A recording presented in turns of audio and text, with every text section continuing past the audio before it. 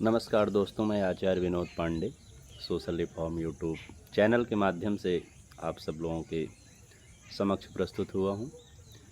बहुत ही ज्वलंत मुद्दा आज के परिवेश में भी भारत देश में चल रहा है, यूसीसी को लेकर के, यूनिफॉर्म सिविल कोड।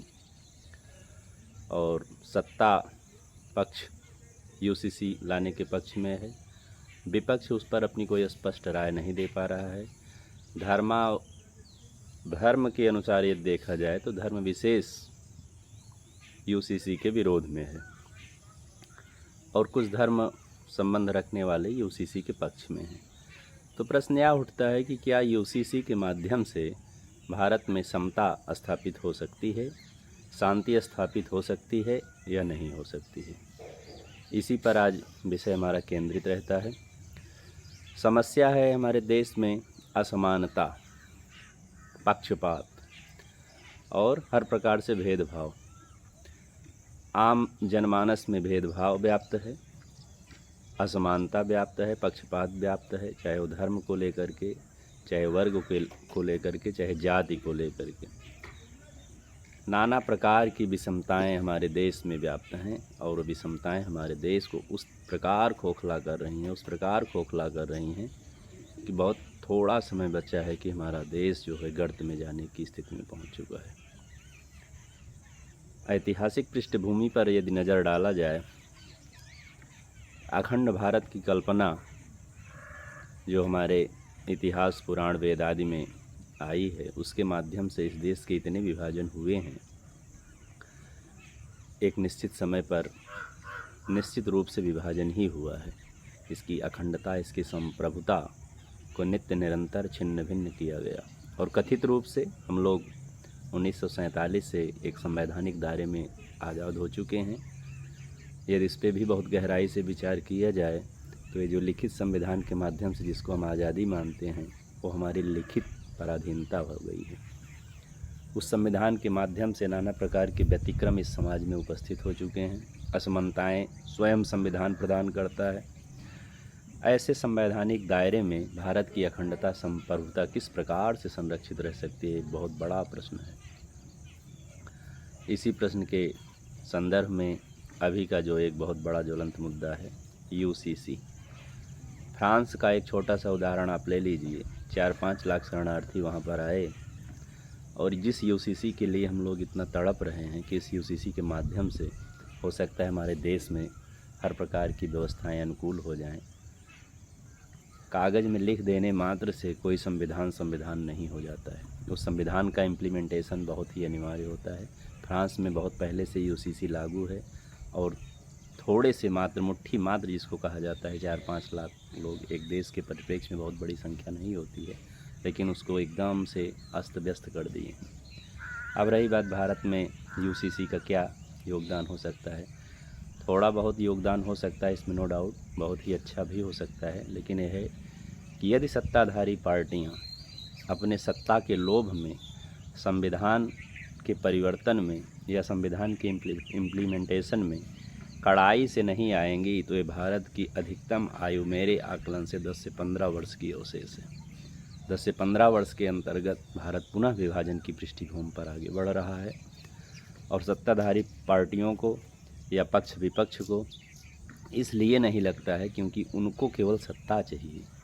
उनको देश में क्या हो रहा है उनसे नहीं मतलब है कि उसको कहते हैं अंधता, जैसे कामांधता, मदांधता, धनांधता।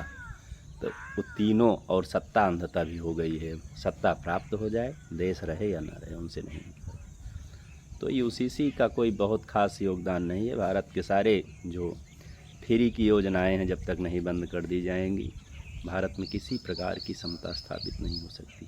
मुफ्तखोरी भारत में चरम पे बढ़ रही है। व्यक्ति यदि काम ना करे और फ्री में उसको भोजन मिल जाए, बिना काम किए उसको खूब मात्रा में धन मिल जाए, तो समाज का श्रेष्ठ व्यक्ति माना जाता है आजकल। और जो व्यक्ति मेहनत करके खा रहा है, मेहनत करके अपने जीवन को चला रहा है, अपनी स्थिति को धीरे धीरे सुधार रहा है, वो व्यक्ति का तुच्छ प्राणी माना जाता है आज के परिवेश में। कथित रूप से हम चाहे जितना ज्ञान की बातें कर लें, चाहे जितनी ईमानदारी की बातें कर लें, लेकिन हकीकत ये है कि जो भ्रष्टाचार में लिप्त है, जो ढोंग में लिप्त है, जो व्यभिचार में लिप्त है, जो देश को खोखला कर रहा है, उसी की श्रेष्ठता को आम पब्लिक मानती है। एक नेता आ जाएगा, 5,000 10,000 लोगों की भीड़ मच जाएगी माला फूल पहनाने के लिए। पूछिए उस नेता ने क्या किया है देश के लिए, आपको कुछ पता भी है? वो देश के लिए क्या किया है? मुफ्त की पेंशन खा रहा है, मुफ्त की पेमेंट ले रहा है। उसके बाद सारे विभागों में जितने विभाग बने उन विभागों के भ्रष्टाचार का जनक है वो, और उसके पीछे आप माला फूल लेके दौड़ रहे हैं। एक मेहनत करने वाला गरीब मजदूर किसान जो हाड़ तोड़ करके दिन रात मेहनत करता है और आम जनमानस के लिए अल्प मूल्य प्राप्त करके सबके लिए खाने पीने रहने की व्यवस्था करता है, उसको आप ऐसी उपेक्षित दृष्टि से देखते हो जैसे लगता है इसने कोई अपराध कर दिया इस समाज में। अपराधी है जैसे, कि इससे दूर रहो अन्यथा ये आपके लिए घातक हो सकता है। तो जब इस प्रकार की मानसिकता हम स्वयं बना चुके हैं कि भ्रष्टाचार को हम स्वयं आश्रय देते हैं, भ्रष्टाचार को स्वयं संविधान आश्रय देता है, भ्रष्टाचार को सत्ताधारी या विपक्ष प्रतिपक्ष पार्टियां आश्रय देती हैं, जितने भी क्राइम इस समाज में व्याप्त हैं कहीं न कहीं सबका लिंक या तो शासन प्रशासन या तो सत्ताधारी विपक्षधारी पार्टियों से जुड़ा हुआ है। तो इनसे हम लोग रक्षा सुरक्षा की उम्मीद करते हैं, तो ये हमारी मूढ़ता नहीं है तो और क्या है। हमें स्वयं सबल होना पड़ेगा, हमें स्वयं चिंतक बनना पड़ेगा कि वास्तव में हमें खोखला कौन कर रहा है, किसके माध्यम से एक थोड़े से व्यक्ति आकर के इतने सबल हो जाते हैं कि जो रहने वाले आम जनमानस को ही अस्त त्रस्त कर दे रहे हैं, उनको एकदम से अव्यवस्थित कर दे रहे हैं, उनका रहना खाना, उनकी बहन बेटियां सब असुरक्षित हो जाती हैं। आखिर इनका संबल क्या है, इनको सुरक्षा मिलती कहाँ से है, इनके अंदर इतना साहस आता कहाँ से है? उस साहस को हमें चिंतन करना है और अपने उस साहस को जगाना है कि जिसके दम पे हम इनको खदेड़ सकते हैं, इनको परास्त कर सकते हैं। जब तक हम संविधान, सत्ताधारी पार्टी, फला नेता, फला मंत्री, फला अधिकारी इनके चक्कर में रहेंगे, ये मान के चलिए कि आपकी आयु, आपका समाज, आपका संविधान कुछ भी नहीं बचने वाला है, सब कुछ नष्ट हो जाएगा। और सब कुछ नष्ट होने के ही लिए सारी व्यवस्थाएं बनाई हैं। जिन मूढ़ों को ये लगता है कि संविधान से देश उन्नति किया है, वो इतिहास को खंगाल लें, वैदिक काल को खंगाल लें कि हम कहाँ थे और आज कहाँ हैं। सारी चीज़ें तो हम आयात कर रहे हैं, किस विकास की हम डंका बजा रहे हैं? कौन सा विकास हो गया है? 65% भारत की पब्लिक पॉपुलेशन जो है कृषि पे आधारित है, और कृषि का मूल्य और आधुनिक महंगाई का मूल्य जो सरकारी नौकरियों में प्राप्त वेतन भोगियों का है, 100 से 200 गुना के अंतर पे चल रहा है। अन्न का मूल्य 1947 से लेकर जिस रेशियो में अभी तक बढ़ा है, पेमेंट का उस रेशियो में कर दिया जाए तो मुश्किल से 10-15 हज़ार रुपये पेमेंट पाएंगे। वस्त्र खरीदने का भी पैसा नहीं हो पाएगा उतने में। तो किसान कैसे सरवाइव कर रहा है अपनी ज़िंदगी को? ये सब विचार और चिंतन करने का विषय है। सत्ताधारी पार्टियों, राजनेताओं के माध्यम से कुछ भी नहीं होने वाला है, कुछ भी नहीं होगा। यही तो देश को बेचने के ठेकेदार हैं और इन्हीं से हम सुरक्षा की उम्मीद किए बैठे हैं। स्वयं जागिए, स्वयं अपने को बली बनाइए, अपनी सुरक्षा के लिए हर वो कदम उठाइए जो हो सकता है।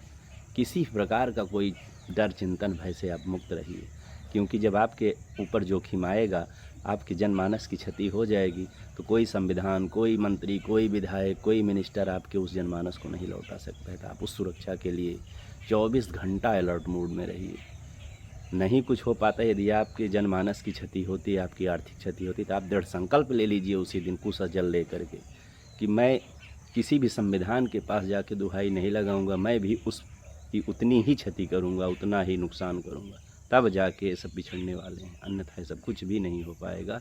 हम संविधान के पीछे हाय हाय करके चिल्लाते रहेंगे, और चिल्लाए तो कुछ सुना भी जाएगा, शांत हो गए तो भारत में कोई न्याय नहीं होता। जय हिंद, जय भारत।